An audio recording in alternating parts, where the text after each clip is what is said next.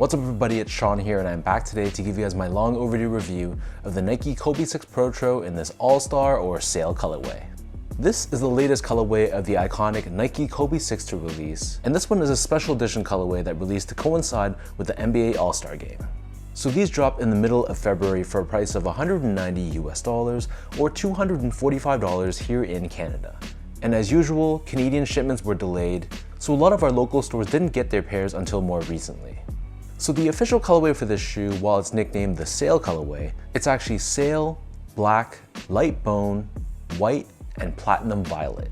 And just like most Kobe releases, this pair was pretty difficult to get because I guess in one sense, Nike likes their Kobes to be released in limited fashion, which drives up the hype, but also this is a very wearable colorway which I can see a lot of people gravitating towards. And before going any further, this review is coming strictly from a lifestyle or casual use perspective. So if you're looking for an in-depth performance review, unfortunately this is not going to be the video for you, but there's tons of videos on YouTube that will have you covered. So jumping into the details of the shoe itself, the upper of the Kobe 6, this is covered in a very fine mesh in the Sail color. However, overlaid on top of this, we have these polyurethane scales, which gives the shoe more durability and support. So you'll see on the lateral side, instead of the typical snakeskin look, because this is an all-star release, the nubs or overlays here are done in this star pattern, which I thought was genius. I love how it pays homage to both Kobe, but at the same time makes it a little bit more special because this is an all-star game release. However, on the medial side, it's left unchanged, so we have your typical snakeskin pattern instead of the stars. Covering the eyelets, they're reinforced with these circular TPU layers, and then on both sides of the shoe underneath this, the mesh and the polyurethane layers are painted black, forming the shape of the Nike Swoosh. And you'll see how the mesh underneath almost has like a gradient finish to it, where it goes from a deeper gray on the bottom to more of an off-white or sail on the top. Moving downwards, covering the heel of the sneaker, we have what feels like a nubuck material. If I had to guess, I would assume that this is a synthetic nubuck, but it has a pretty soft, almost buttery feel to the touch. And then overlaid on top of this, we have your signature TPU heel cup, and visible on the bottom of this, we have Kobe Bryant's signature. In terms of laces, so to my surprise, this pair actually comes with 3 different lace options. So we have your standard white colored lace, we have a cream or off-white colored lace, and a black one as well. So there's a ton of different options you can choose depending on your preference.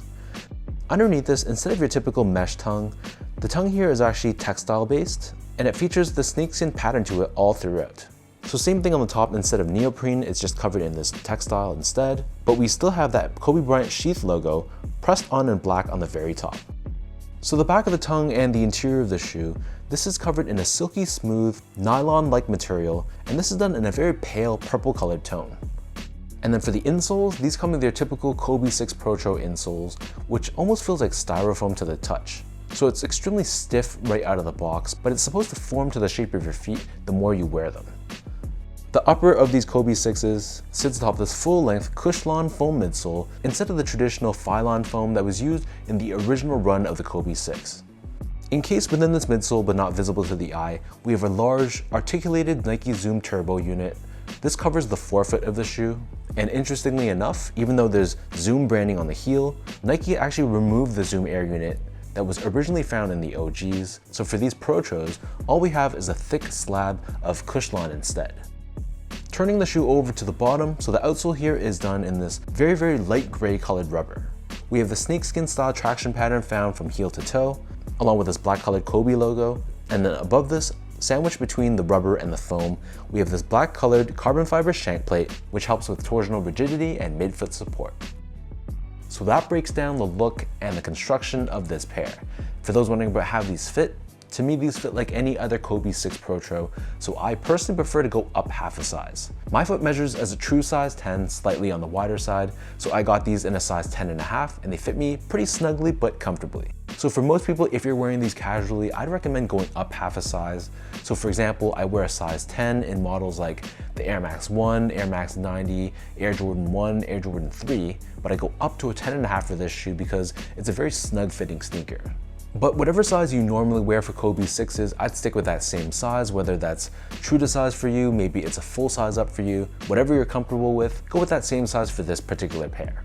Moving on to the comfort, so overall from a casual use perspective, straight out of the box, they're not the most comfortable Kobe model out there. And the reason I say that is because it feels pretty unresponsive and it feels pretty stiff right out of the box. In particular, the forefoot area, I feel like you really need to break in both the insole and the Zoom Turbo unit, which I guess makes sense because this is technically meant to be a performance basketball shoe, so it's technically meant to sustain the high impact from landing on your forefoot when you're actually playing ball. So because of that, when you're wearing these casually, again, you really need to break them in.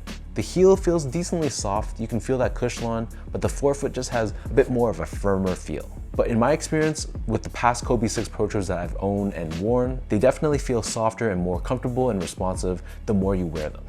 Finally, in terms of the quality and craftsmanship, so first off, material quality was really nothing special.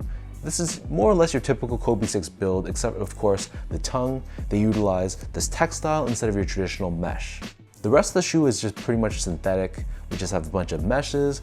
I suspect this is a synthetic nubuck, though it does feel pretty nice to the touch. So it is what it is from a quality standpoint. The build of the shoe I thought was pretty decent. There were some very minor glue stains, but aside from that though, I really had no complaints about the build quality.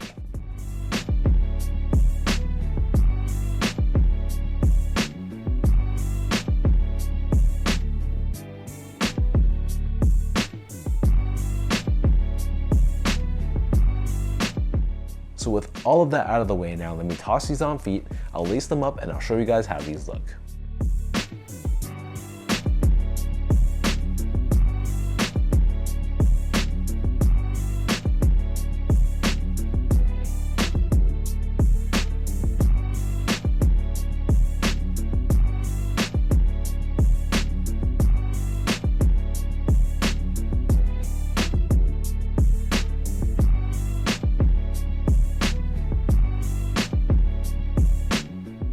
Like I mentioned from the start, this colorway of the Kobe 6 is just a beautiful, very wearable, very versatile colorway.